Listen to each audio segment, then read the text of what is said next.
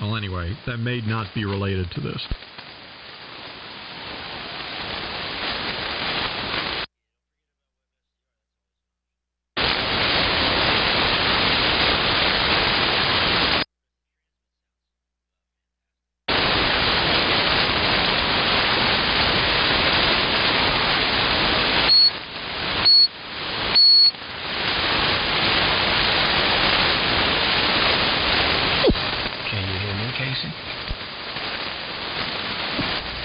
Yeah, we're just trying to figure out what's going on over here.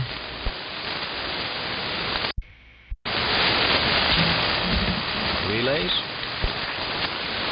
I'm thinking it might be a relay, because it's intermittent, and it's just completely taken everybody out. Nice static crash? Nope. No, it's not a static crash. It's a receive relay.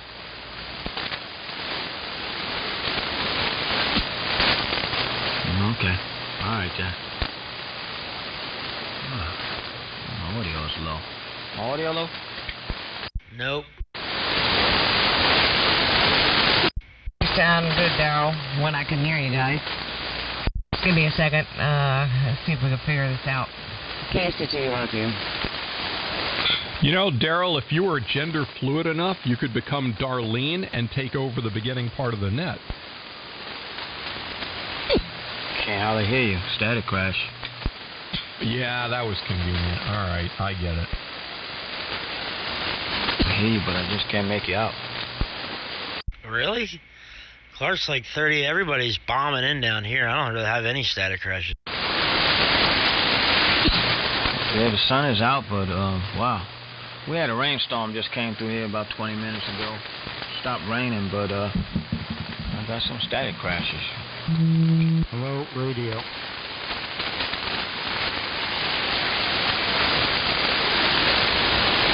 Yeah, actually, it looks like there's, excuse me, God, I can't talk. Some lightning up in New York. Anyway, I'm going to shut up and see if Carrie's back and ready to rock and roll. If not, well, we'll just keep standing by. W3 more.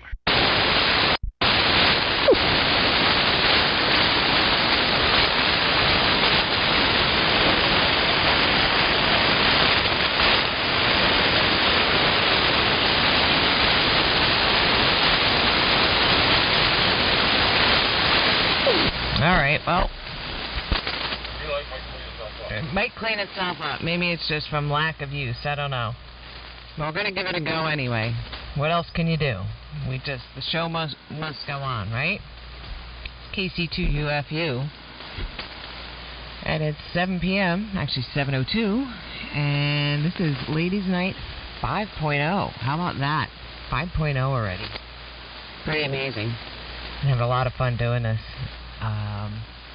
So let's see what ladies are out there and ready to check in for Ladies Night 5.0. It's KC2UFU. KB3OUK. KB3OUK. Hey, Sarah. How are you? Miss Sarah is in the house. All right. Looking for check-ins for Ladies Night. This is KC2UFU. Whiskey 3 Oscar Hotel. This is Karen. Hi. Sorry. Hi, Sarah, or Carrie and Sarah. Well, good evening, Karen. Having a little technical difficulties here tonight, but we'll get through it. We always do. It's good to hear you. It's KC2UFU looking for check-ins for Ladies Night 5.0. KB3WFV. Wow. We must have a pipeline, Lisa. Because I had no trouble hearing you at all. You're sounding good this evening. So we have KB3WFV, Miss Lisa. Are there any other check-ins for Ladies Night 5.0?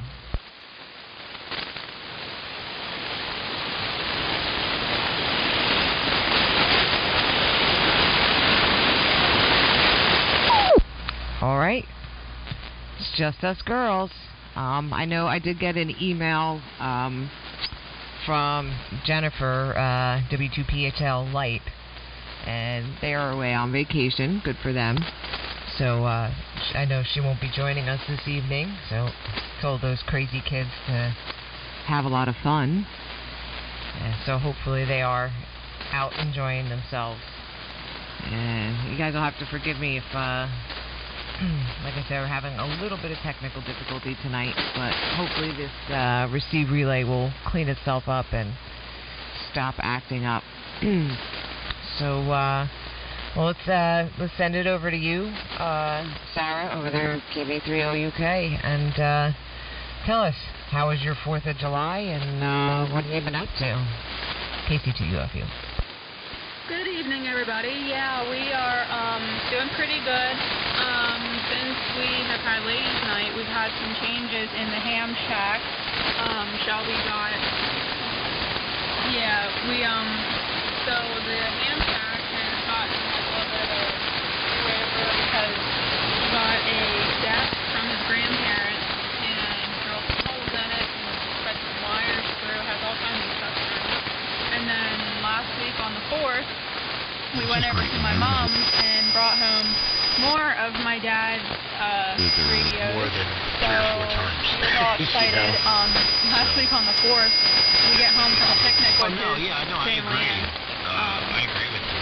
We got everything unloaded in the house. And, we are running a R390 tonight. That's what we're using for the receiver. It was my dad's, and miraculously we pulled it out of the shed and it worked. And he just had to get it running, but I still can't believe that it's working and all that. So he's all excited that we're using something that my dad, probably from the 40s or 50s,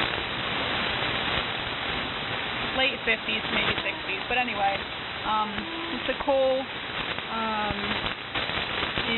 receiver that I had no idea would even work. That's kind of exciting. He's been playing with it all week. And, but yeah, besides that, we haven't been up to a whole lot. Just some changes here and there with his radio room. And besides that, not a whole lot going on. Good to be on the radio again tonight. KB3OUK.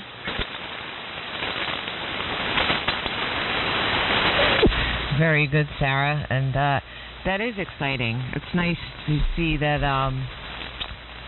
you can get that stuff up and running. I have a R398s. They are very nice receivers, and they are old, but when they work very well. I have one sitting in the rack here. I don't use it that often, but I wish I was tonight, because I know that would be receiving just fine. We do have a lot of static crashes up our way. We are expecting a thunderstorm probably sometime in the near future here, so we will do the best we can. But glad to hear that Shelby was able to bring some of that stuff over, and it's great that you guys are able to pass down all of your stuff from your dad, and that you and Shelby are able to use it and keep everything in good condition and working order. That's really a tribute to the hobby and to your dad at the same time. So that must feel really great. So how about you, Miss Karen? How was your 4th, and what have you crazy kids been up to? KC2UFU. Hello. So unfortunately, I have to say I couldn't hear Sarah hardly at all, so I feel really bad. I could tell you were telling a really nice story about your dad, and I feel bad. I can't comment on it. The sound and the static is just really bad here for some reason. But we had a very low-key 4th of July. Unfortunately, we didn't see any fireworks, even on TV. But we just, the weather weekend was really good, so we hung out at our house and just did just did some yard work, and we're gearing up for our high school son's for a small family friend graduation party next weekend. So we're just trying to get everything in shape for that, and making sure hopefully the weather will hold out and people can be socially distant but still have a good time. So that's pretty much what we've been up to here. It's certainly been hot, that's for sure. Over Whiskey 3 Oscar Hotel.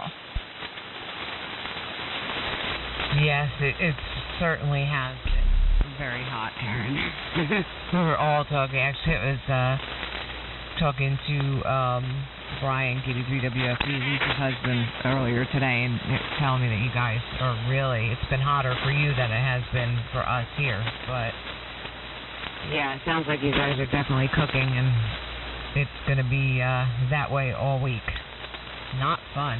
But I am glad to hear that you're going to have your graduation. It might not be, the big one that you planned because everything got all mixed up or messed up, but at least you're having something nice and having some friends and family over. And But there's that CW in there again. Are they identifying? I don't have a dinner, or you're having 40 people over for a party or whatever. I know if you're anything like me, you have a good tone.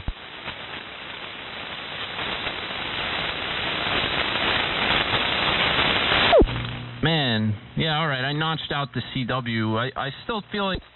I know, with all three of my sons going through their graduations and everything, after my first son's graduation, we went out and bought a bunch of tents, to put up just in case, because it was so close, the weather that day. We made it through, but I'm like, next time, that's it. We're going to have these tents. I don't care if they sit here for 10 years and we never use them, but having them, that kind of makes the rain stay away. But that's good. I'm glad you're able to have a celebration, because hey, graduating high school, that's something big. That's for sure. Moving on in the world. Sarah was saying that she's using some of her dad's equipment and stuff. So I think that's really nice that she's able to do that. The static is pretty bad here, so we'll just do the best we can, and we'll just power on through it. Over to you, Miss Lisa. What have you been up to? What's been going on? And did you guys do anything for 4th of July? KC2UFU. Not too much. It's quiet. We usually don't really do too much on these holidays. Brian calls them amateur holidays. But, no, it was fun. We had the grandkids over for a little while, and then they went off to do their thing for fireworks and stuff. And Brian had that 13 colonies, so he did that all for about a week. And I painted the house. There you go. I painted the house. He got to play on the radio. I played on the house. I painted the house. So hey, how's that work? Anyways, other than that, working and dealing with what's going on and all that stuff. So that's about all.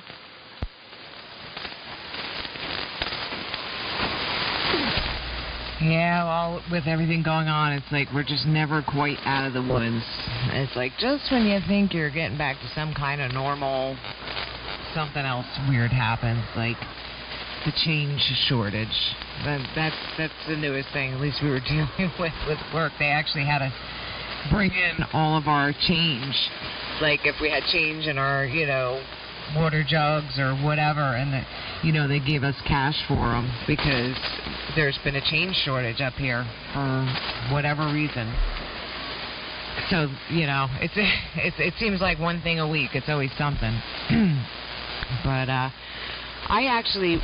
we didn't really have any plans for the 4th, and my middle son actually wound up calling me out during the day on the 4th and said, hey, what are you guys up to or whatever. And I said, we don't really have anything going on. So he said he really had the urge to go out in the boat and go crabbing. He's like, I just feel like going crabbing. And I was like, all right, so let's do that. So we went out on our boat, and we actually saw one of the best firework displays probably that I've ever seen in my time of watching fireworks.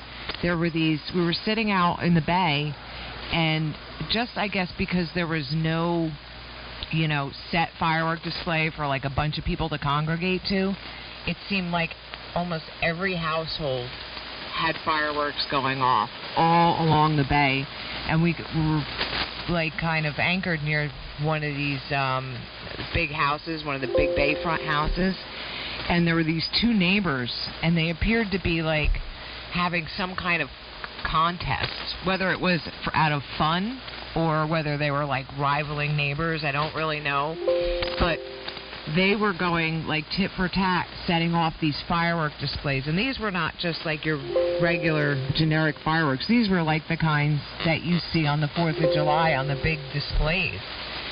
So we just sat in the boat and hung out and had a couple of drinks and, caught some crabs and watched firework display. So it was actually, it wound up being a really nice evening. We stayed out until, careful there. Oh, I thought you tripped. I hear you behind me. So that's what I did for 4th of July. It was kind of an unplanned event that turned out to be something really nice.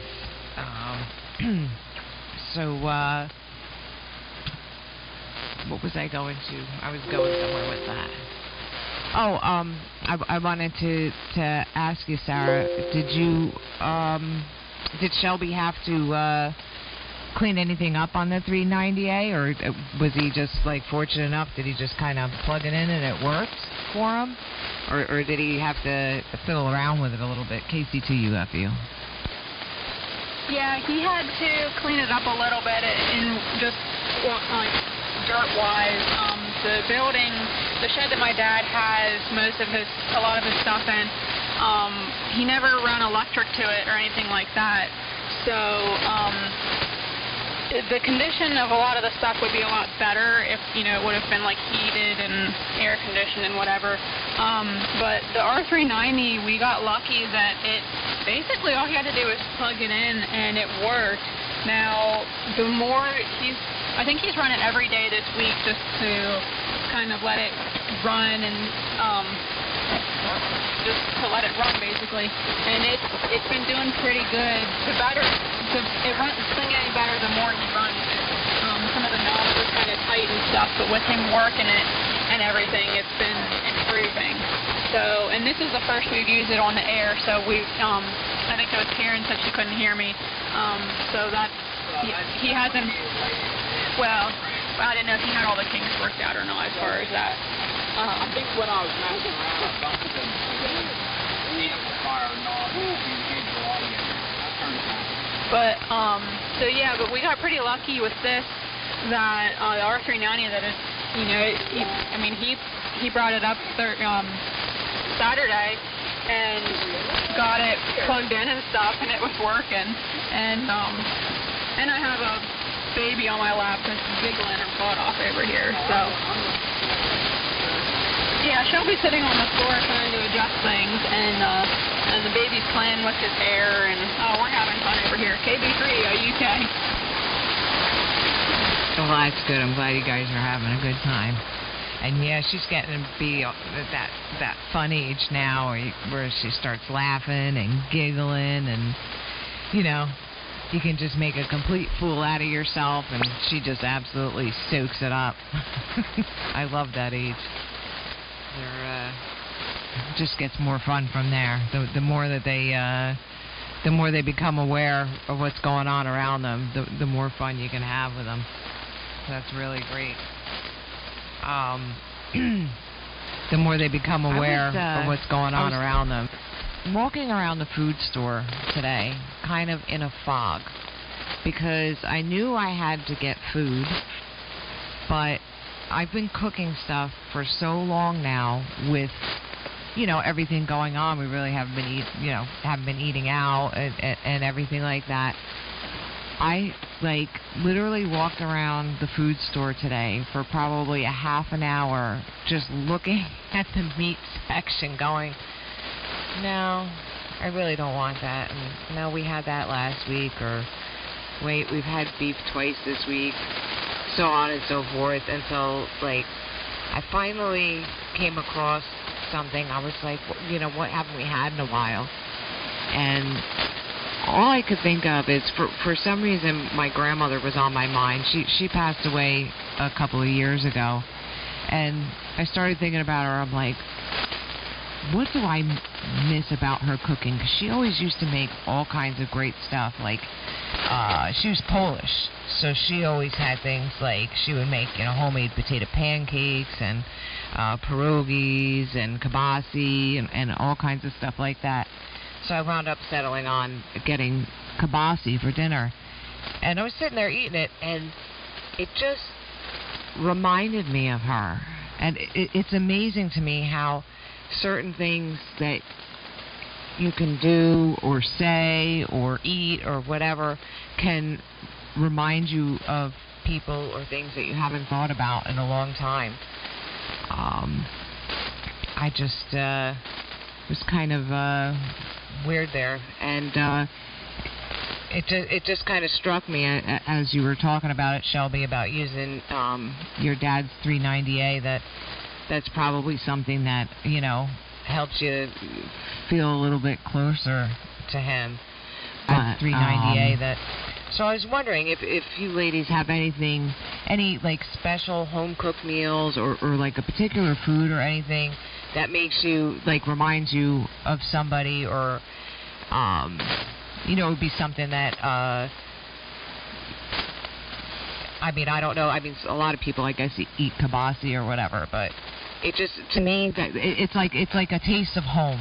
When I eat something like that, it's a taste of home. Is there any food that's like that for you? Let me send it over to you, Karen. W30H from KC2UFU. Hi, Carrie. Thank you. Wow, that's a really good question. I'll probably think of more as other people are talking. But I definitely traded a lot of recipes with my aunt, and she has since passed away. But we had a lot of fun times. She lived in Florida, and she would come up to visit my boys, and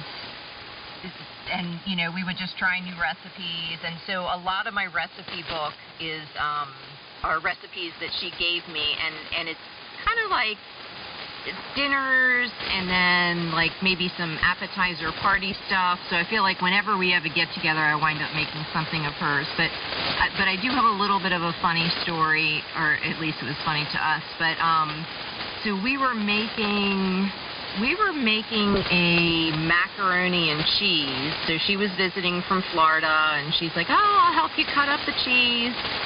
And this recipe called for Velveeta, so we're cutting through the blocks, or she was cutting through the blocks, and she was like, "Ooh, I hate to tell you this, Karen, but your cheese is a little moldy." And I was like, "Really? I didn't think Velveeta processed cheese got moldy, but okay." She's like, "Well, do you want me just to cut it out?" And so of course now nobody's going to want to come to my house and have anything with cheese. But I was like, yeah, just kind of, cut the mold spots out and see what we have left. And she's like, wow. She's like, I have never seen this before. There is mold that actually is going through the entire block. She's like, I've never seen a mold spot in the middle, when you cut down.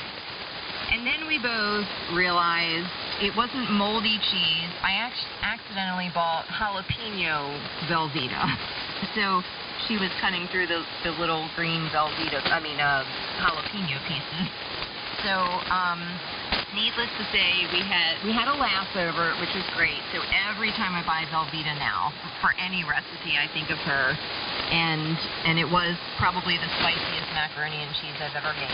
But yeah, I love how food recipes can bring back memories of different people.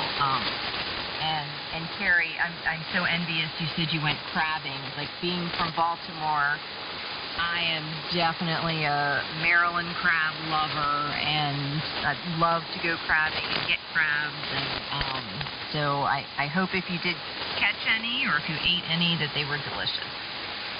Over. Whiskey 3 Oscar Hotel. I'm not sure. That is a great story. I'm not sure which part of that story I like the best. I liked it all, because I've been in that position. So if anybody came to eat at my house or whatever, we're infamous for being like, you open a bread, and maybe like 2 pieces in, there's like a little bit of mold on the bottom of the bread or whatever, and you're like, you take those 2 pieces out, and you look, the rest of the bread looks okay. I'm like, it's fine. The rest of the bread is fine. Ken always says that it's like you're getting antibiotics. It's like you're getting a dose of antibiotics too. That it's good for you. But yeah, he's known for that. But that is hilarious. And you continue to make. You're like, oh well, it's how. I mean, you were stuck at that point. You were making macaroni and cheese, so. Yeah, I guess it was the spiciest macaroni and cheese that you probably ever had. And you're just like, that is absolutely hilarious, though. And, we did actually have some good luck. And if you're a crabber, then we were on the boat, so we were using drop lines. So that takes strategy, especially when you're in an anchored boat and you have drop lines or whatever. So I was the one, pulling up the lines real slow and feeling if the crabs were on there. And then my son was the one that was scooping them. Well, as it got later in the evening, he and I, were imbibing a little. Ken was the DD, designated driver, for the boat and the vehicle. So he was drunk. Yeah, he was. Oh, you? Yeah. No, but my son was tipsy, so his crab scooping skills were not what they should be, but he would still, like, he would miss the crab, and then he would talk to it. He would be like, I can't believe it, and then he'd like go and try and scoop down further, like into the mud. That crab was long gone, like, but he was still, like, to the point where he was almost moving the boat because he was sticking the net so far. And we did, we got maybe about 8 or 9, decent Blue Claws or whatever. I made crab linguine with garlic sauce. So that was really enjoyable. But anyway, that is a great story, Karen. I absolutely love it. And I love the fact that there's still things. My grandmother, she was a tough Polish lady. That's all I could tell you. She was tough, and I don't know whether it was because she was Polish or she was just a tough lady. And when she taught you how to do a recipe, you best follow the instructions, because she was watching over you while you were doing it. And then if you went and you're all proud of yourself, and I was like, I decided to make glumpies, stuffed cabbage, and I brought some over to her, all proud or whatever, and I gave them to her. She heated them up, and then, she took a forkful, and she sat there, and you could actually tell that she was deciding whether or not she was going to be, because she was a very blunt person, whether she was going to be insulting or not. So, like that 15-20 seconds while she's chewing and then swallowing before she would say something was so petrifying sometimes. I usually did okay. She would throw like a little comment here and there, but it was only to make the recipe better. But I'm so thankful that she took the time to really show me her craft of all the things that she was able to make. Now I can make all kinds of things like babka and homemade pierogies and stuff like that. Things that I never would have ever tried to make on my own, that's for sure. But anyway, that's enough for me because now I'm going on and on here. Let's go over to Miss Lisa. Do you have any comfort foods or foods that that make you feel like you're back home? KC2UFU. No, not really. Grandmothers, I vaguely knew both my grandmothers. Very little on my dad's side, his mom. My mom's mom, well, all her family's in France, so I did go. We went one time, and I met the whole family. So, grandmother recipe-wise, no. I can't say I can go there. Every time I eat German chocolate cake, I remember my father. My father passed about 30 years ago, so something like that. Comfort food, my comfort food is rice pudding. I love rice pudding. If I'm in a bad mood or upset, I get that whole big jug of rice pudding, and I'm at it. I hurt my tummy, but I'm at it. Oh well, we all have that food, that we just love to eat. Now, do you make it yourself, or do you get it at the store? No, I get it at the store. Easier that way. Oh, I don't blame you. Rice pudding is a pain in the butt to make and a pain in the butt to get right. But so that's your go-to food, rice pudding. I have to think about that. I have to think about what my go-to comfort food is. How about you, Miss Sarah? Do you have foods or things that give you that, make you think of someone? KC2UFU. K1GTX, Priscilla. I would have to say, in my opinion, store-bought pie is overrated. I've been spoiled by my grandmother on my mom's side. She makes really good, apple pie. So anytime I see pie, at a potluck or something, and you can tell it's store-bought, I steer away because it's all the goo and there's no, apples. So, plus my grandma, makes her own crust, and, she's taught me all that stuff, and pumpkin pie, too. She doesn't get the pumpkin in a can. No, she gets the pumpkin and, cooks it and, does, all the magic, and, it's wonderful. And then, man, somebody is upset. We're just talking a lot. And then, there's certain things that make me think of my dad because he was, one of the biggest food eaters I know, and he was, super skinny, and I think that's where I get my metabolism. But, pizza, he was a pizza delivery guy, so pizza from that pizza shop, holds a special place in my heart. It's my favorite. And then he also loved, Boston cream pie, so just a couple things made me think of him. But yeah, that's pretty much it. KB3OUK. Oh, now that you said that reminds me that my kryptonite when I'm having a not great day would be Boston cream donuts. That would be my first one, and then it would be probably cherry pie. I like that too. That's good. Let's see. I haven't seen if there's anyone else that wants to check in a bit there, because we've been gabbing away here. So we'll take a minute here and see if anybody else wants to check into Ladies Night 5.0. This is KC2UFU. Hi, Priscilla. I'm sorry, I've been gabbing away here. I hope you haven't been waiting long. KC2UFU. Go ahead. No, it's been totally interesting. My grandmother always had pies around, homemade pies, cherry pies, oh so delicious, and she couldn't stand to see me cry when I was little, so food was always offered as a solution to anything. Chocolate fudge, homemade chocolate fudge, all kinds of stuff. But my go-to favorite is homemade chicken noodle soup that she always made with by rolling out noodles into flat things and letting them dry out and rolling them up into round tubes and cutting the tubes and unrolling the noodles and letting them dry out again. Such an intense process.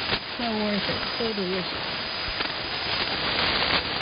Wow, that really is truly like homemade when you're making your own noodles. That's for sure. I know when I make the pierogi dough, I make that with homemade. That's from my grandmother's recipe.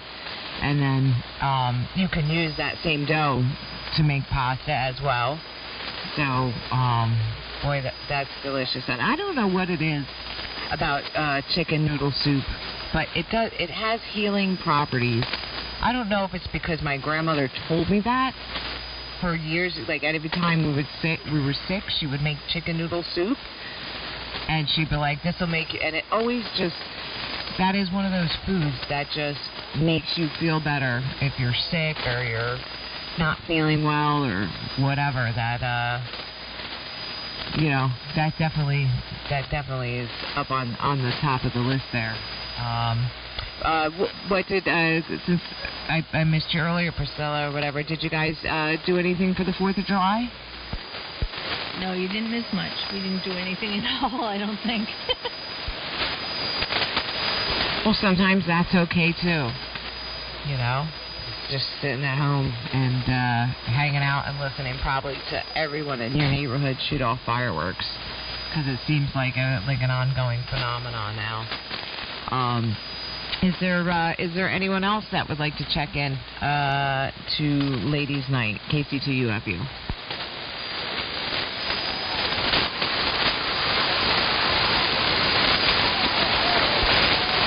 Okay. The gab must go on. Yeah, chicken noodle soup.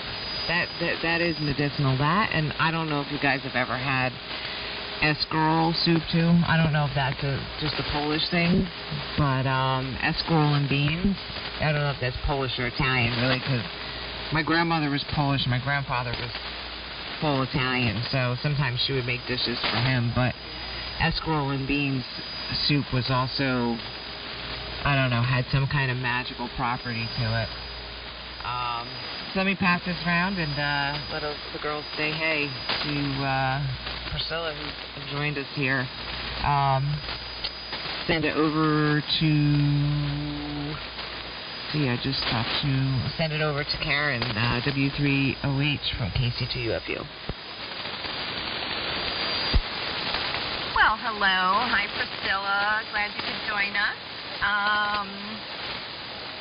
So I just have to agree with the chicken noodle soup being completely medicinal. It could very well be true, or it's mind over matter, but I grew up with that's what you have when you're not feeling well, and it does help, and the chicken broth is good. And doesn't even have to be like homemade chicken noodle soup. To me is just like a nice warm comfort food in the snow and in the winter. But just from the way I grew up, plain old can of Campbell's chicken noodle soup certainly makes me feel better when I'm not feeling well. And yum. I haven't heard of the other soup you mentioned. I've tried a lot of Polish meals. One of my neighbors growing up, one of my best friends, her mom is Polish and made a lot of awesome foods, but I don't remember that. However, I'm not a bean person, so not that I would have ever turned my nose as a child, or I would have gotten my head knocked off, but it just doesn't stand out as anything. But yeah, food is good for the soul, I think. Anyway, wait a minute. Oh, Nosy Dave said, Carrie, you may have missed Sarah. She was before me. So, anyway, back over to you. Thanks. Oh, listen to Mr. Dave. He's keeping track on me. See? This is why it's important to make lists, Karen. Because that's what happens. Sorry about that, Sarah. Go ahead and say hi. To you of you. That's totally okay. Yeah, I have Shelby over here. Every time I get on the microphone, he has to chip in, so I have to, like, talk for me and then try to listen to him. Or when I'm trying to listen to everyone else with the static being as crazy as I have to keep telling him, like, shut up, I'm trying to listen to ladies, you know. But yeah, food, there is something special about food. I don't know what it is, but yeah, I love all of it. And you're talking about, like, special foods people make. My family, we know a family from Bosnia that we sponsored back in the late 90s. Our old church, we sponsored them to come over, and so they came over to the U.S., and she makes the best baklava. And she brought them to my baby shower, and I was like, over the moon. It was the best stuff ever. Oh my gosh, I need to learn how to make that. KB3OUK. Yeah, and my sister-in-law is from Macedonia, which is I didn't know where it was when I first heard it. I knew I had heard of it before. It used to be a part of Yugoslavia. It used to be like a bunch of different countries, and then it broke apart or whatever.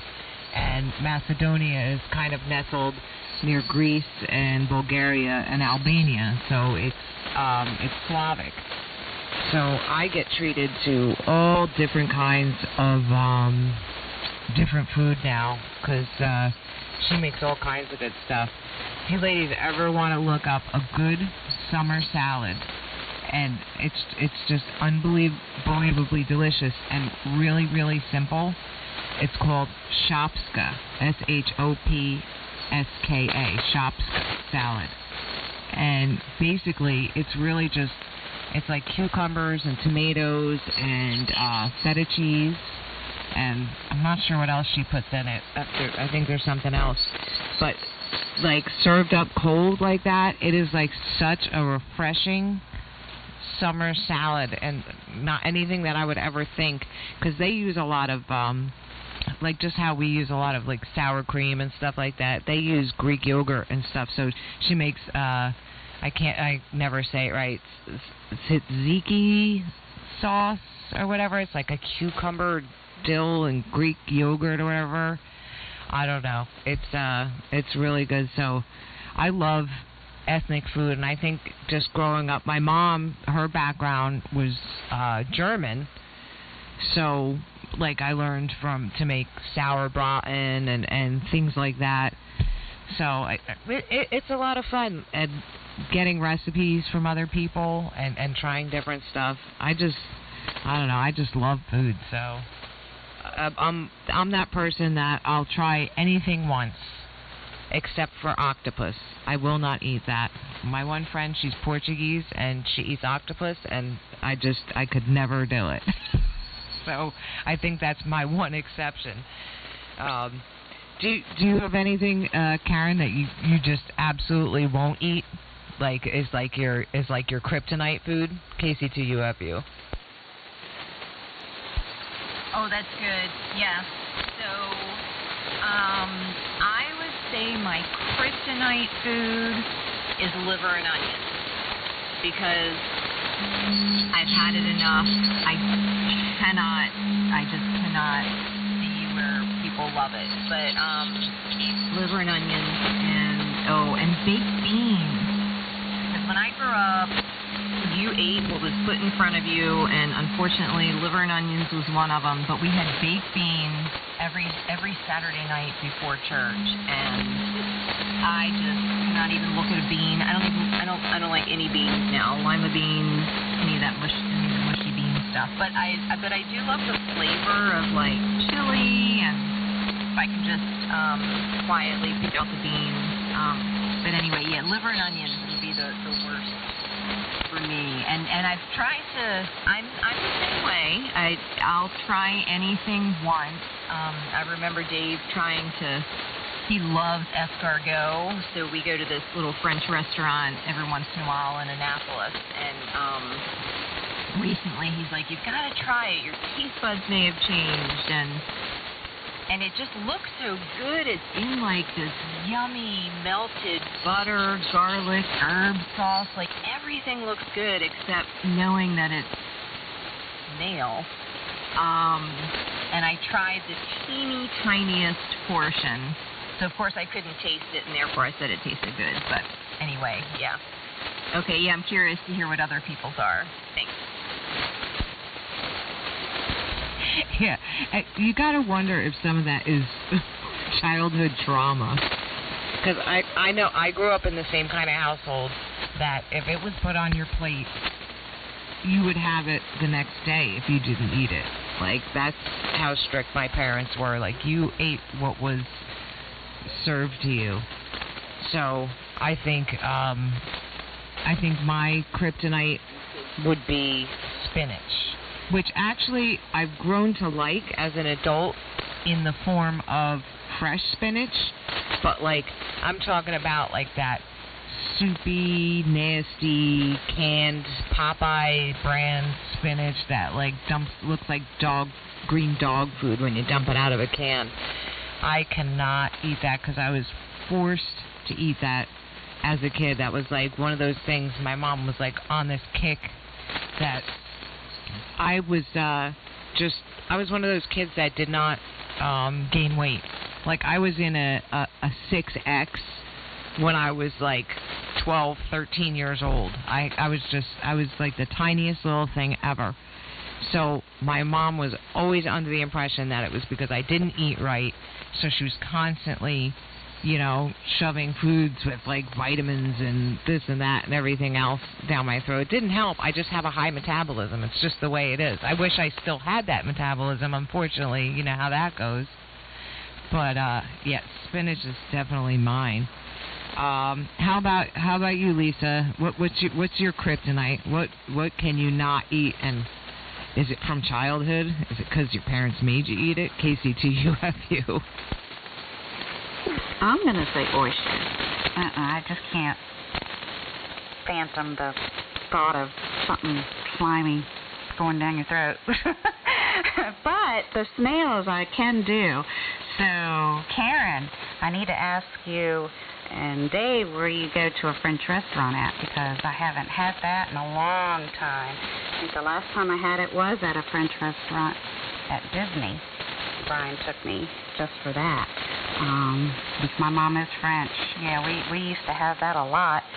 Used to can get it at the store, but I can't anymore. Can't find any. But, that's been a long time. I can deal with that, but oysters, I think that's going to be my terrible food there. Lisa, if I can jump in just to answer your question before I forget. The French restaurant we go to that we absolutely love in Annapolis is called Café Normandy, and it's right on the strip, like the main strip where all the restaurants and stores are. I think it might be Main Street. And it's about midway down. There's actually two really good French restaurants. There's is it Treaty of Paris? I think is the other one. But we really like Café Normandy, and not to tell another long story, and I'll make it quick, but for our 25th wedding anniversary last year, before all this COVID stuff, we went there. I have never in my life eaten so much food. It was like a 5-course meal, and we ate every bit of it. But the brie was good. They did these crepe things that were delicious. I felt like I was having dessert before my meal. Dave said they had to roll us out. They did. But anyway, yeah, if you ever have the chance to try it, we recommend it. It's a quaint, times have changed, but it's a quaint little restaurant, and they have a little fireplace, and not a very big bar, but the restaurant itself is nice, so enjoy if you get to go. Oh, thanks. I'll probably have to ask you again, but so close. I thought maybe there was one in D.C., but which I didn't really want to go to. But so Annapolis that's very good to know. Thank you.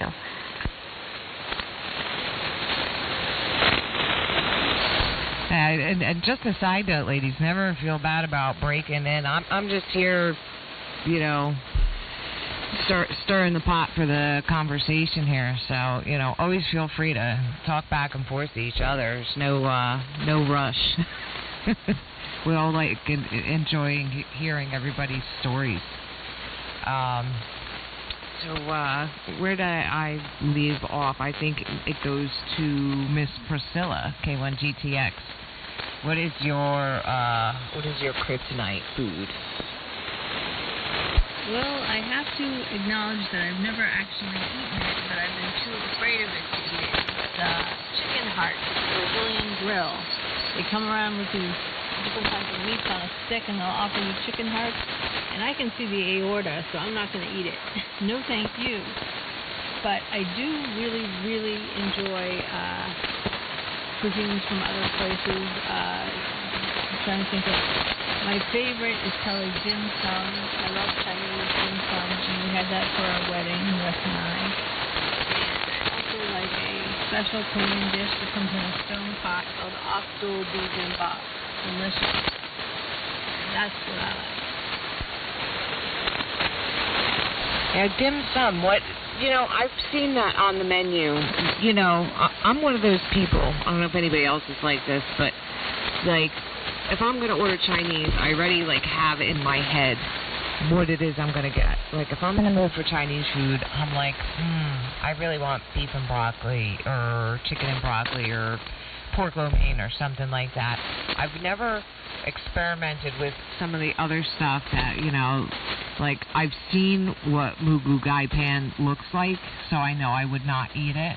But what exactly is dim sum, Priscilla? My understanding is dim sum is there's a meal, an entire meals, and there are different, when you go to Chinatown, if you stay for dim sum, usually it's offered on a Sunday or a brunch type of thing. They come around with different carts to your table and ask you if you want various things. Some will be chicken legs or chicken feet. Some will be delicious things like sticky buns, pork sticky buns that are delicious. I'm just trying to think of other things. Shumai is another kind of dim sum. They're like little appetizers, really. Delicious. Oh, so it's like a nice variety. Yeah. Kind of like there's that one that's, I can't even think of the name of it. But it's like, the poo-poo platter. That's what it is. And it's a bunch of different stuff or whatever. I've never ordered it because I'm just like that. But I don't know what it is, why I don't just, because I guess I'm afraid I'm not going to like it. And then I just paid good money for it. And, and then I won't eat it because I don't like it. Is anyone else like that? Are you like that, Sarah? Do you, just, when you're ordering out, do you ever change it up? I think you were talking to me.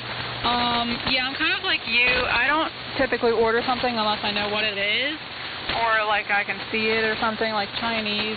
For example, I have to I'm kind of picky about what I like. Just like Chinese, when I was a kid, if it wasn't a buffet, I didn't want to go because I just liked the buffet that I could, pick and choose what I liked, what I could try.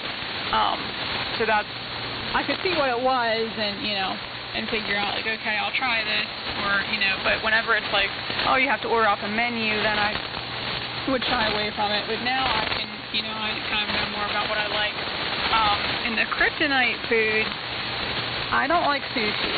My brother-in-law and sister, one time they took me to this sushi place. They love sushi. And my brother-in-law put one of those, I think it was a California roll, on my fork. And it looked like an eye staring back at me. And it was freaking me out the whole time. And then I had to eat it. And then I felt like I was going to throw up. And it just was not a good experience. I'm just not a sushi person, cook my meat for me first. So yeah, that's my no-go. KB3OUK. I'm sorry. I'm not talking right. I have a thing about.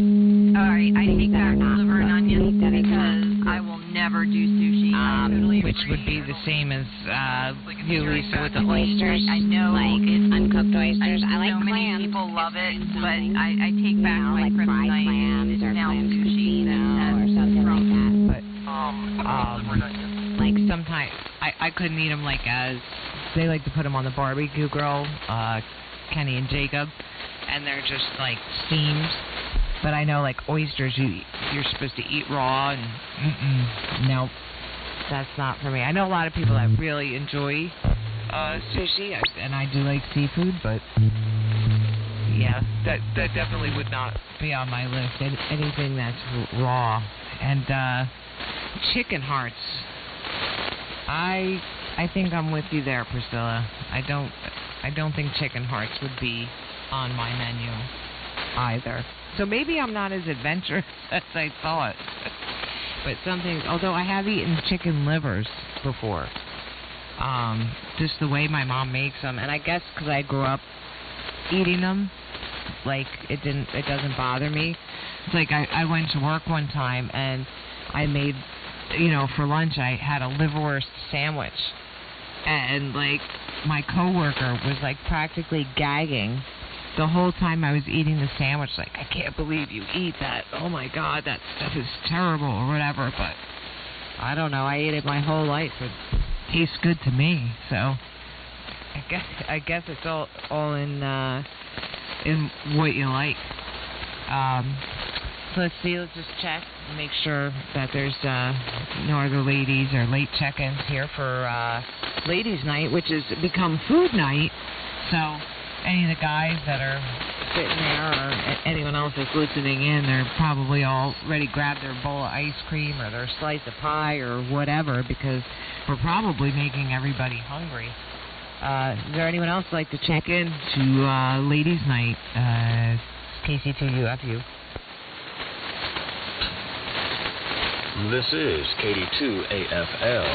Stand by. This is AB3AL, estrogen deprived. This is KD2AFL. Stand well, by. hello, guys. Are we making you hungry? This is AB3AL, estrogen deprived.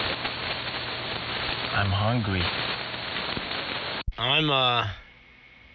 I'm here too.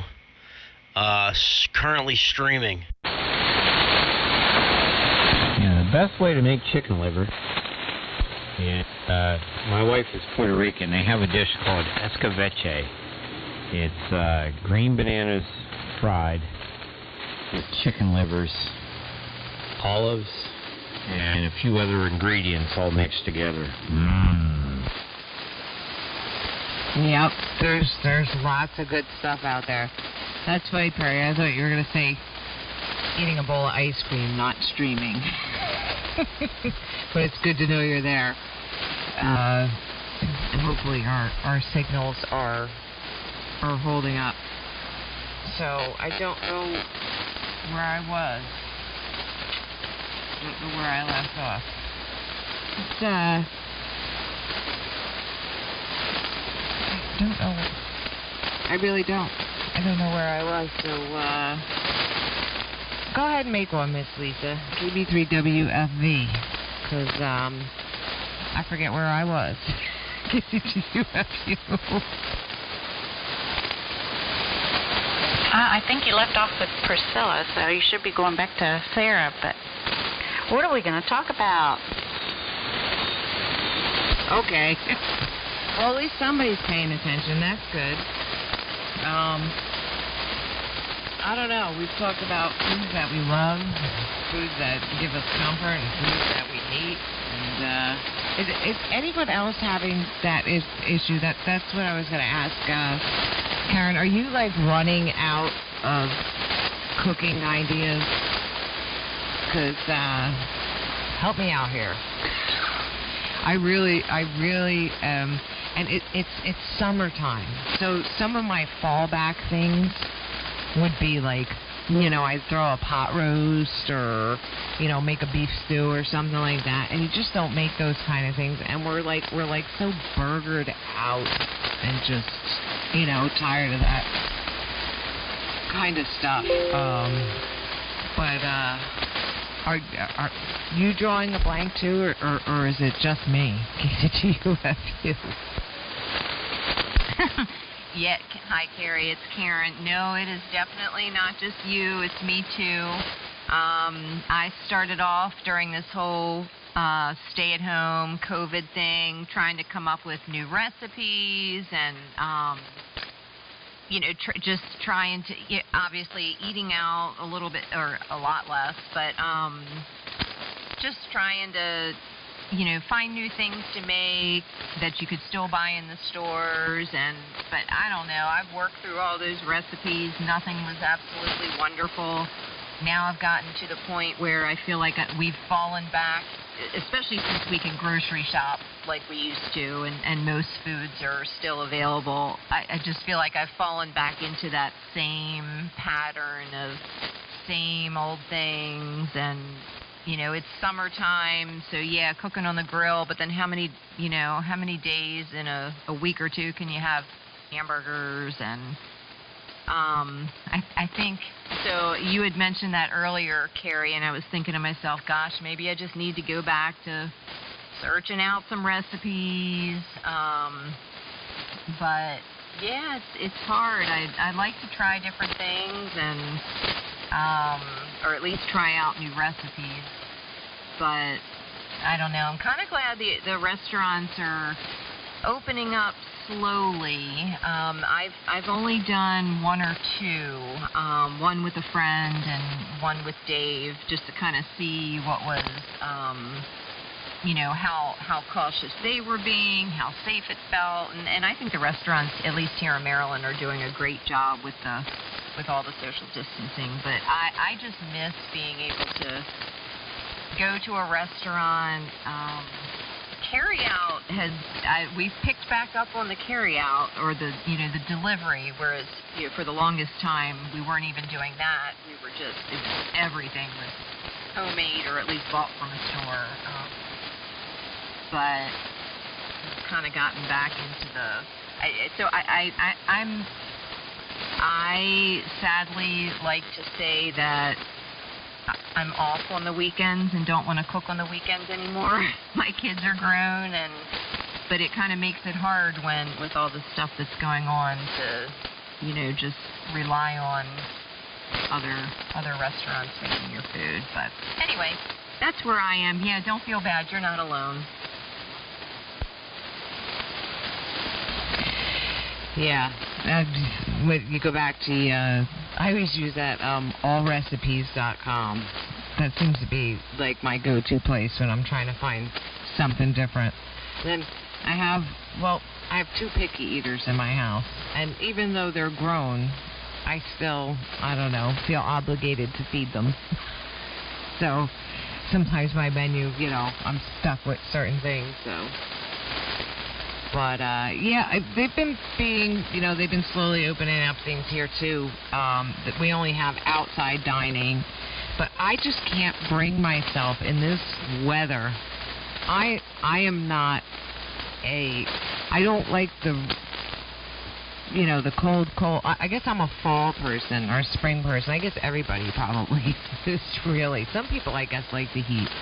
But the thought of being out at a restaurant outside and having to deal with like flies and stuff like that, and it being really hot out, to me that's just not an enjoyable experience. So I have yet to go out and do that. So we've just been kind of relying on whatever mom thinks up next. So I've had a couple epic failures through this whole thing. I've made stuff and they're like, yeah, don't make that again.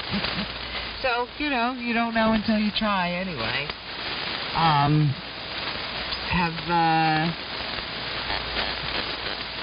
Have you guys gone out to eat at all, Lisa? Have you guys tried the restaurants or anything? KCTUFU. No, we haven't gone to any restaurants. Carry out. I guess we did one or two times. Yeah, carry out, but that's about it. But yeah, I think everybody's that way about what to have. It's always the same old. Me and my daughter go back and forth. We always ask each other, well, what did you have, or what are you having? And well, I had that last week. So I think that's everyone who just gets a humbug about what the hell, food boring. Food boring. But, yeah, and then with the heat, I know I don't care to eat too much, and neither does Brian. And sometimes when we come home, we just like, you hungry? No? Well, either we don't eat or we have a bowl of cereal or something like that. So that's all we do. Well, you know what? Gosh darn it, you're grown-ups. And if you want a bowl of cereal for dinner and a slice of cake and maybe an ice cream sandwich, and that's your dinner, well, nobody can tell you any different. That's one of the perks of being an adult. You can eat what you want. Oh, my goodness. How about you, Priscilla? Have you and Wes tried any restaurants? Well, we ate out at Chick-fil-A in the parking lot today. Hey, you know what? That's eating out, right? I noticed, like the drive-thrus, I guess, of course, it's with everything going on. Like, if you wanted to go to the drive-thru on your lunch hour at work or whatever, you would never be able to do it because the drive-thrus, the lines, like, wrap around. I've never seen so many people go to McDonald's before. Like, I guess people do. I'm not a McDonald's person, but, like, you'll drive past it and you'll just see cars, like, 20, 30 cars lined up for lunch. I can't even see how that's possibly worth it. But, yeah. Well, hey, Chick-fil-A in the car, that's, I consider that a date. Also, the husband is an excellent cook. He loves cooking meat. I'm not a fan of cooking with, so I appreciate his efforts in all kinds of directions. And also, he thinks of the weirdest things that would go together. Stuffed lamb, is that what it is that you have? And mosquito and a hamburger. I can't read those things work together, but somehow he manages to make them work for himself. But I do appreciate him cooking. And he did come home on Friday with a Chinese meal, a takeout Chinese meal, which totally surprised me, and I'm so excited. So that's kudos to him. He really deserves. He's the chef in the house. Well, hey, there's nothing wrong with that. Now I know who I have to swap recipes with. Got to see what he's got going on in the kitchen there.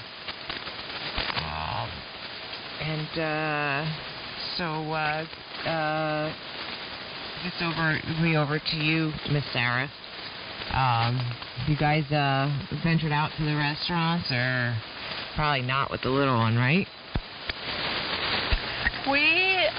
We've gone and gotten pizza a couple times here and there and brought home, I think like Mother's Day, and then there's been other, here and there, there's been times where I'm like, hey, let's go get a pizza. Besides that, we haven't really done too much. Yesterday, I was supposed to have lunch with a friend, and something ended up happening that didn't happen, so I went through the Chick-fil-A drive-thru, and that was wonderful. Then a couple weeks ago, we went to, there's a place not too far from here, you can sit outside. I was desperate to get out of the house, and we went, and it was nice. I mean, they had tables with umbrellas, and so you weren't right out in the sun. That was pretty decent. And there wasn't, like you said about the flies and stuff, we didn't really have any issues with bugs, so it was pretty good. Besides that, we haven't actually eaten in a restaurant since all this stuff happened, I think. But yeah, I'm ready to go somewhere and, get the whole restaurant experience again sometime soon. KB3 OUK. Wow, and listen, she is getting really vocal. I hear her going a mile a minute there in the background. Yeah, she loves to talk. Just like her daddy, right? Always talking. So anyway,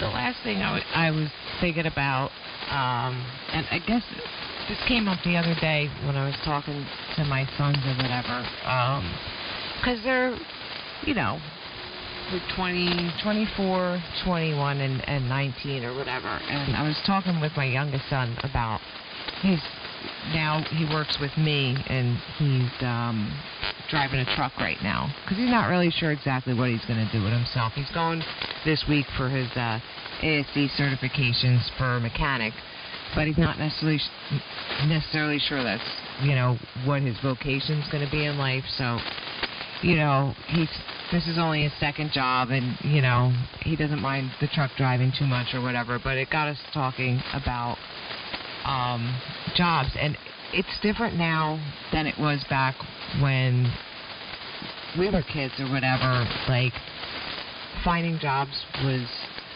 I don't know that it was easier, but there was a lot of different variety. So I was wondering what everybody's first job was, because I bet you that I could top everybody's first job, because nobody will ever see me doing this, and it's pretty funny. So let me send it over to you, Karen, and tell me if your first job, did that make you decide, hey, this is something I might want to do for the rest of my life, or were you like, oh my Lord, I better do my studies and not wind up like this? KC2UFU. That's funny. It was the latter for me. My very first job was at a shoe store called Tom McCann. I'm probably dating myself. In a mall. I don't know. It's not like Al Bundy. So I worked at a shoe store and sold shoes, and they pushed commission, and they wanted us to push like all the cleaning products, you know, that people should buy for their shoes, and it was just so ridiculous. I was like, oh my gosh, no, I can't do that. So yes, it made me realize that education is important, and not that there's anything wrong with, you know, people that work at stores like that. I don't mean that, but yes, that was not a job that I decided to continue. But I can't wait to hear about others. Although I'm sorry. So I have to jump to my next job, which I certainly, you know, still got my education and has nothing to do with this job, but I worked at, I then moved to Friendly's ice cream store and worked there on and off for many years. So, like, it was a great job for summers and on and off during school and college. But I am completely addicted to ice cream. I love ice cream. I can still make all of their sundaes at home, and my family, there aren't many Friendly's around anymore. Hopefully Perry's not listening. Why does Perry's? Oh, yeah, like, so I did learn a lot from that, but nothing that transpired into my career. But that was a job that I at least got some benefit from. I don't think I got a benefit from selling shoes. Over. Yeah. Isn't that funny, jobs like that? Like, I would never even picture that. Like, how are you supposed to push shoe products? What, like shoe polish and like shoe brightener or something like that? What kind of things did they? And I remember Tom McCann, so yeah, you're dating yourself a little. But I used to go to Tom McCann too, so I know what you're talking about. And I think our last Friendly's, we had one that was maybe about 20 miles away. That closed down probably about 8 or 9 years ago, so we don't even have Friendly's anymore. But you're right, they did have the really good ice cream there, and I know where I'm gonna go when I want a hot fudge sundae. I'm coming to your house, that's for sure. How about you, Lisa? What was your first job? KC2UFU. Well, now remember where I came from. So I was a waitress at the omelet shop. What was it, the omelet shop? Yep, the omelet shop. Down in Goodbye God, West Virginia. Yep, I guess you could call it like an IHOP that they have here. So, yep, was a waitress. That was my first job. Early mornings. That was grand. But I got a lot of good tips from the drunks that came in after the bars, so that was one good thing. So, but yeah, but no, that's not what got me into a career. No, that wasn't at all.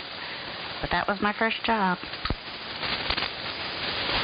Well, one thing I will say about waitressing, though, because I have done that before, is that I know what I got out of waitressing was learning how to read people.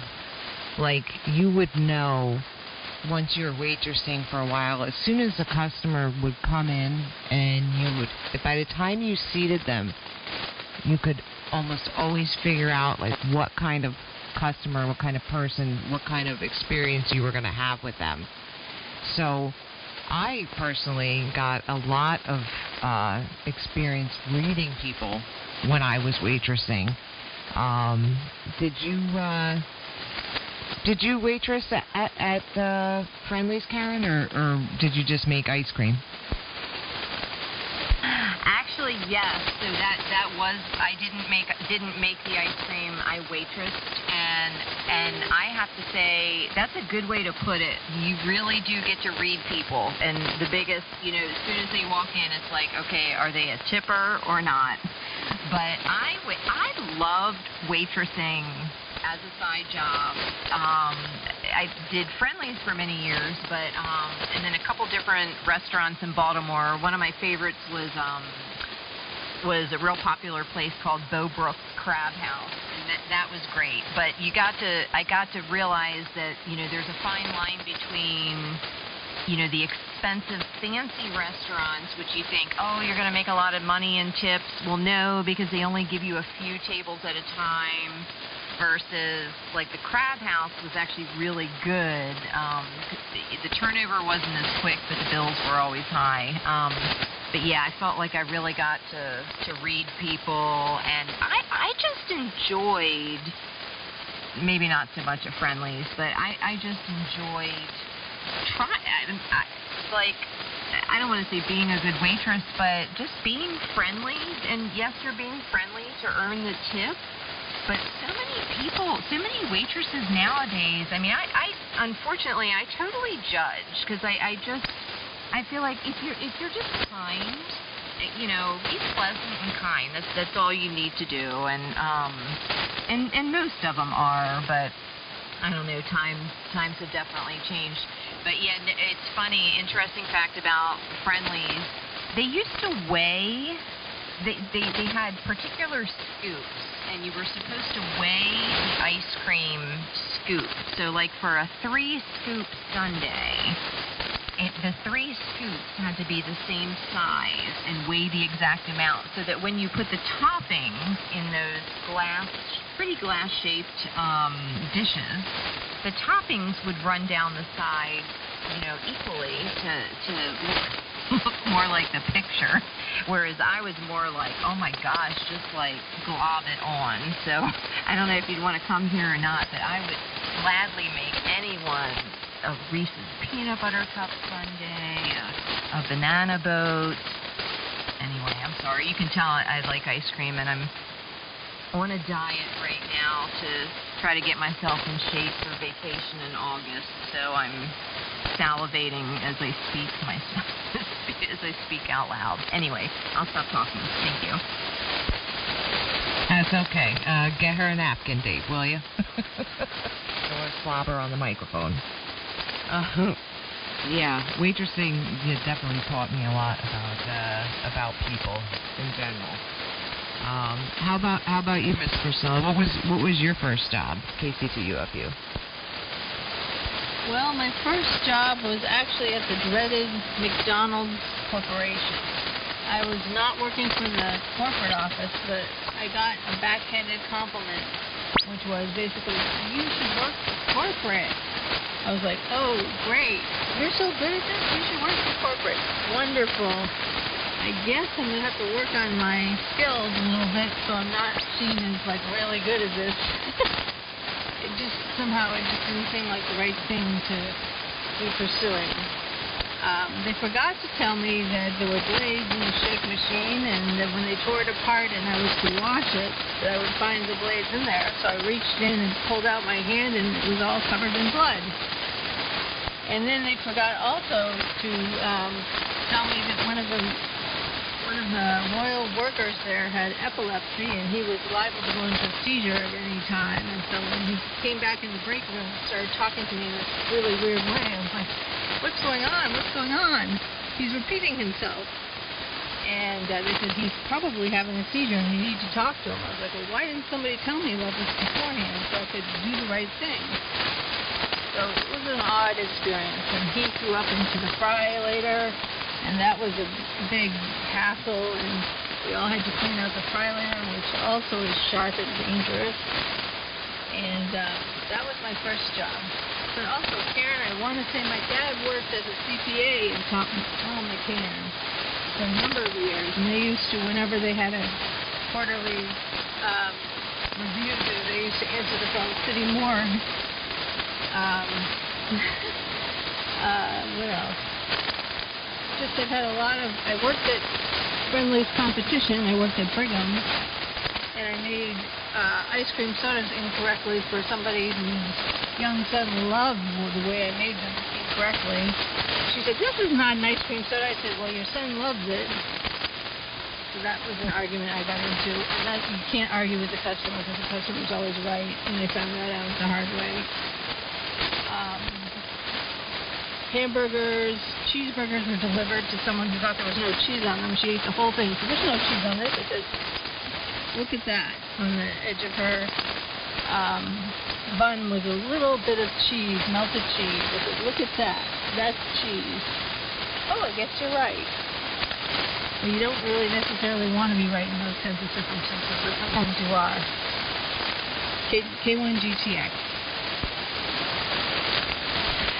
Boy, that sounds like that McDonald's was quite an adventure, and obviously not well managed. Because those were some pretty important things that they should have let you know. That's for sure. My goodness. Oh, I couldn't even imagine. Oh, you're talking about the machine. Oh, that just that had to hurt. My goodness. So, what about you, Miss Sarah? What was your first job? KC2UFU. My first job, I worked for like a couple of months at the pizza shop that my dad worked at. He got me a job there and helped run the register, take people's orders, clean off tables. But, basically all you did, take people's orders, ring them up, and then, when their food was ready, take it out to them. But then it wasn't it was just a typical pizza shop, so you didn't, keep going back and saying, well, how are you doing? Or, it was, because it was pretty busy a lot of the time, so you didn't have a whole lot of time to, keep going back and checking on people. And funny enough, so the same place that my dad worked at, and one night when I was working, my mom and dad went in to eat, and I took their order and everything. And then when they left me a $10 tip, and made sure that I knew they had, because they told me, oh, we're going to come in tonight and leave you a tip. And so they wanted to make sure that I got the table cleaned off, because it was one of those jobs that, sometimes you'd be doing the work of 3 other people when everybody else would go out and have smoke breaks and stuff.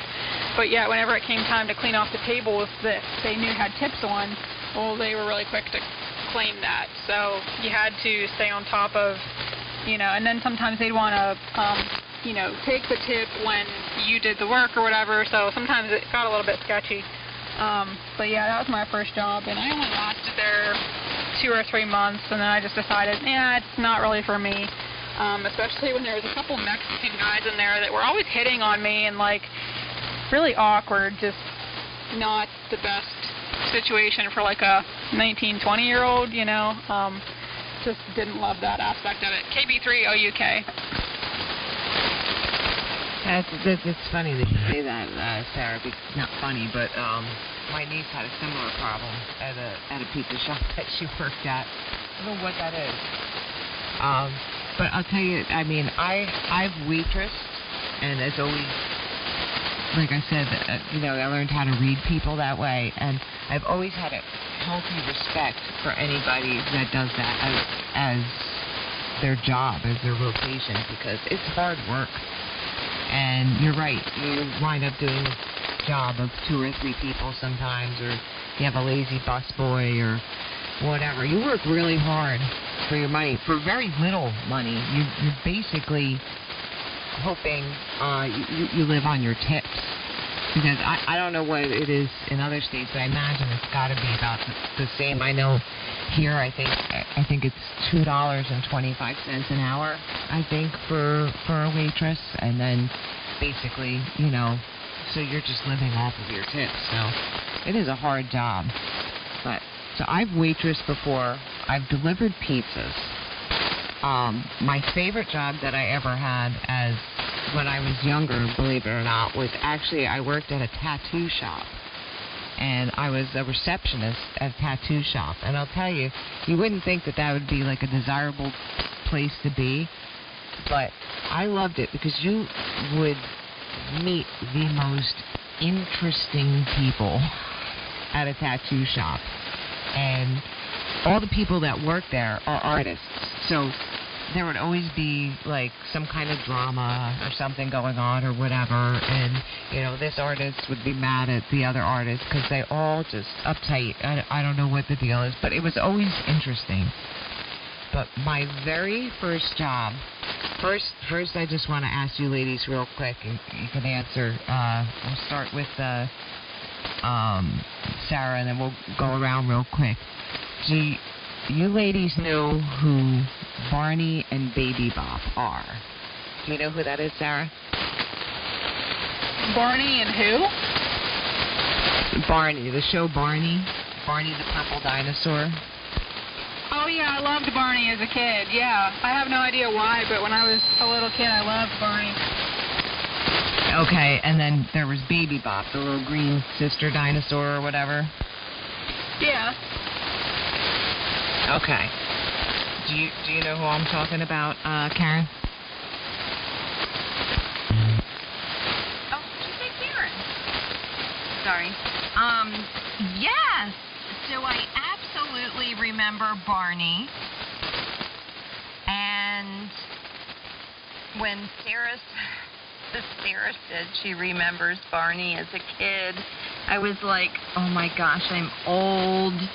But I think I remember Baby Bop, but I'm not quite sure if I remember the kids watching that one or not. I'd have to hear a little bit more about that. But yes, Purple Barney, I love you, you love me, we are one big family. Yes, very cute little cartoon. Okay. And you, Lisa, you know who Barney is, right? Yes, I do. And Priscilla? Yes, my daughter was an anxious toddler, and somehow Barney calmed her down. I don't remember Baby Bob, though. But I'm curious to know what your story is, Carrie. Yeah, I know I'm leading up to it, right? So Baby Bob, it was the little Triceratops green dinosaur. And she was, I think, Barney's little sister or whatever. So my very first job that I had when I was 15 years old is a friend of mine was a professional clown. And, he would do birthday parties, and he was also a magician. So sometimes he was a clown, sometimes he was a magician. It depended on, what the people wanted or whatever. Well, yeah, what gig he had. So he got into the whole rage with Barney the dinosaur and all that stuff or whatever. So my first job was I used to dress up in this super hot costume of Baby Bop because I was the only person that could fit into it because she was very tiny. And I used to go to children's birthday parties and I was Baby Bop. That's what I did. Sometimes the parties were inside and it was okay. Sometimes it would be like it is now, 90 degrees out, and we would be at a park somewhere doing some kind of function, and I would be in there melting alive inside that costume. And that told me that was the entertainment industry was nothing I ever wanted to be interested in ever again. That was the longest summer of my life, playing Baby Bop. Send it over to you, Sarah. KC2UFU. I love that story. That is great. Like, I've never heard of a first job story like that. Yeah, as a kid, I don't even know why I loved Barney so much, but I did, and I love that story. And Shelby was even saying, like, before you started telling your story, oh, this has got to be good. I said, yeah, I know. That's just priceless. I love it, and I feel bad for you that you were like wilting alive in there. Oh yeah, Karen. Carrie, that is so awesome. I think you did top all of us. I just looked up at Baby Bop to see what she looked like, and now I remember her from the story. I think that's amazing, and you just need to, despite the embarrassment, the sweat, I can't even imagine, you probably made so many kids happy, and that is what's important. But that was a super awesome story, and a slight visual I will have when I think of you, Carrie. I'm sorry. Thanks. Yeah. Oh, I gotta turn my air conditioner back on because I'm melting everything here with my keying up here. Yeah, there's nothing quite like having a bunch of children hanging all over you, and the whole time doing it. She had a very, very high-pitched voice, so I would do the voice. Some of those characters, like if you go to Disney or something, they don't talk or whatever, but he wanted me to talk, so I would spend, it was anywhere from 45 minutes to an hour talking in this high-pitched voice, melting alive in this costume. So, yeah, it was pretty crazy. Over to you, Lisa. KC2UFU. She stepped away. That's okay.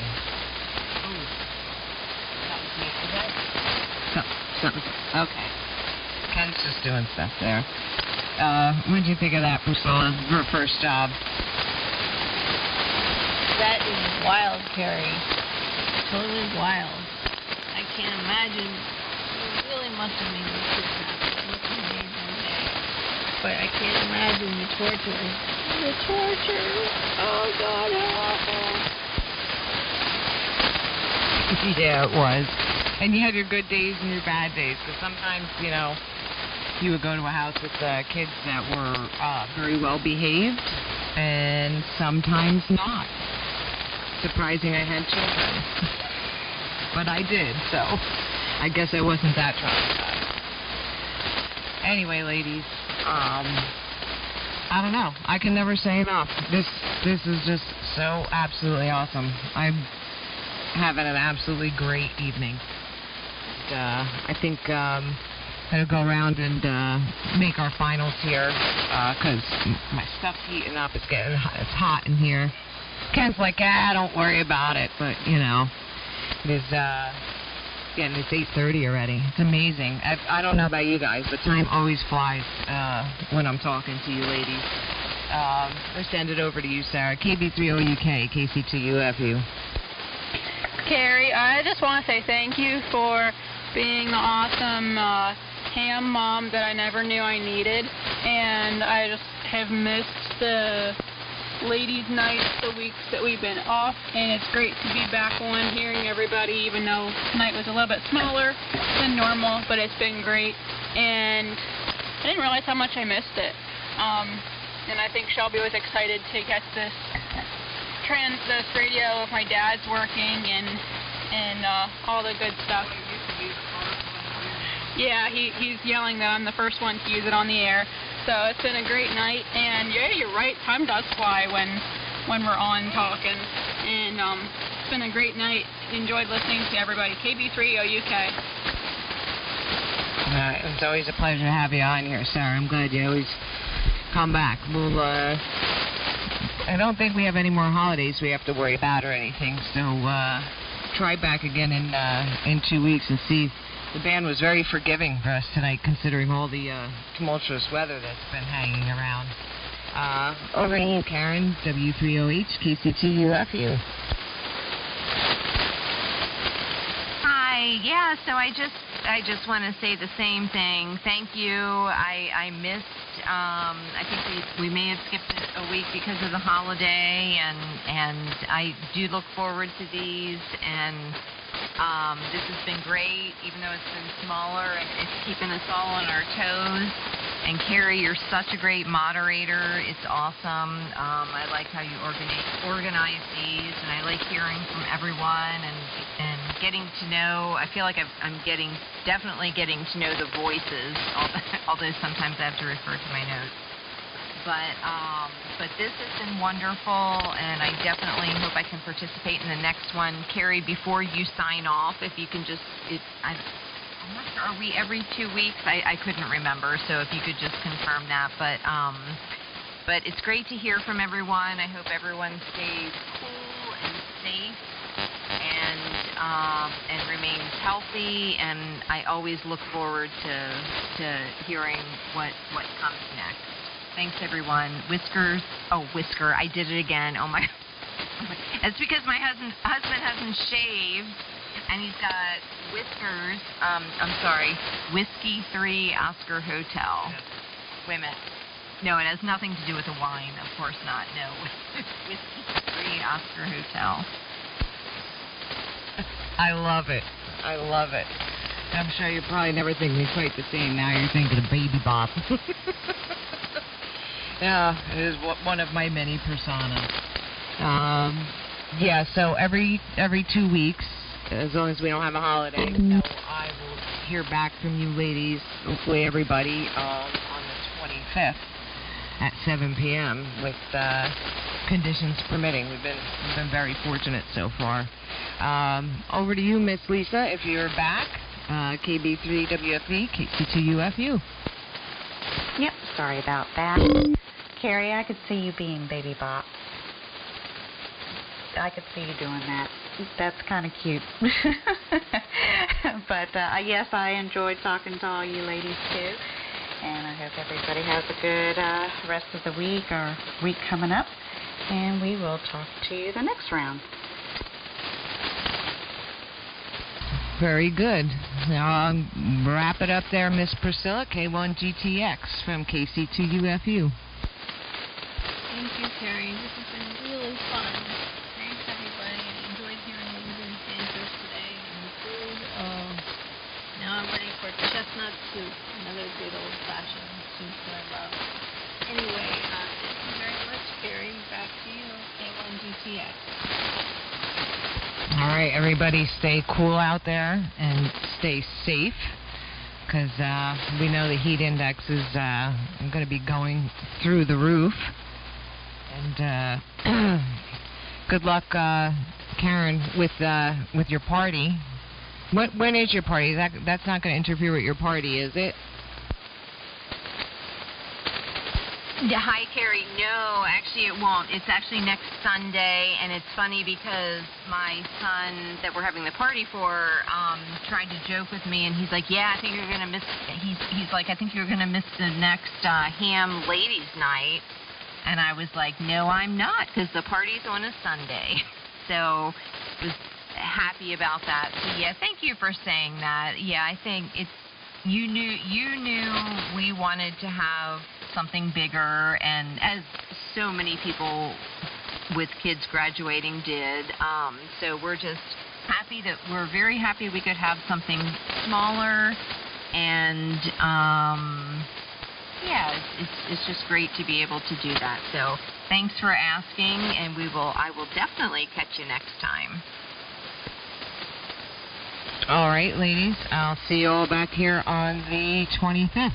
Thanks again for another awesome evening. I had so much fun, and can't wait to do it again. This is KC2UFU signing for Ladies Night 5.0. Have a good night. Yeah, good job. Good job, Carrie. And take care, everyone. We've had a lot of viewers tonight on the live stream. I mean, like one point we had over 10 viewers on YouTube, which is a lot. You know, it doesn't sound like a lot, but it's a lot for my channel anyway. So that's pretty cool. And then there's a lot worth watching on Facebook too, and a couple there on Twitch. So, and it'll be on YouTube after a while for all eternity. So you can always go back and watch it as usual. 7:30, guys. I'm going to bed too. W3MMR. All right, and once again, thank you as always, Perry, for streaming that for us. Really appreciate it. You're a good guy. Listening to us ladies wrap it up here, and I'm not really going anywhere. I'm still going to be hanging around. So if anybody wants to hang around, but just figured this way if anybody wanted to go, they can. This is KC2UFU. We are open for discussion. And thank you, everyone else out here who's been listening and letting us take over the frequency for the last hour and a half. Well, nobody asked me what I made for dinner or what my first job was. AB3AL. Hello, Casey.